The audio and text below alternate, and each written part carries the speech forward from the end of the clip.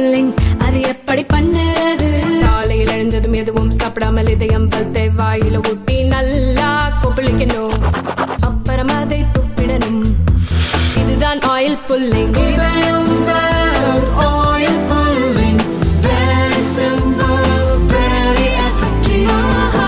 விவசாயிகளிடம் கொள்முதல் செய்யக்கூடிய நெல் அங்கங்கே நேரடி நெல் கொள்முதல் நிலைய வாயில்களிலேயே அடுக்கி வைக்கப்பட்டிருக்கிறது. சுமார் ஒரு நேரடி நெல் கொள்முதல் நிலைய வாயில்களில் 10,000 முதல் 20,000 சிப்பங்கள் வரையிலும் அடுக்கி வைக்கப்பட்டிருக்கிறது.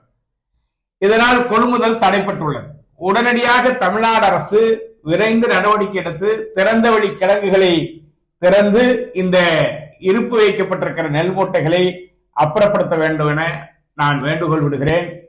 ஏற்கனவே 2 ஆண்டு காலமாக திறந்த வழி கிடங்குகள் கைவிடப்பட்டதால் இந்த ஆண்டு மிகப்பெரிய அளவில் ஒரே நேரத்தில் அறுவடை துவங்கி விவசாயிகள் அறுவடை செய்யக்கூடிய நெல்லை கொள்முதல் செய்ய முடியாத நிலை ஏற்பட்டிருக்கிறது. அதனை விரைந்து நடவடிக்கை மேற்கொள்ள வேண்டும். உணவுத்துறை போன்ற துறைகளில் அரசு எடுக்கிற விவசாயிகள் விரோத கொள்கைகளுக்கு உடன்படாத அதிகாரிகள் பந்தாடப்படுவது ஏற்கத்தக்கதல்ல.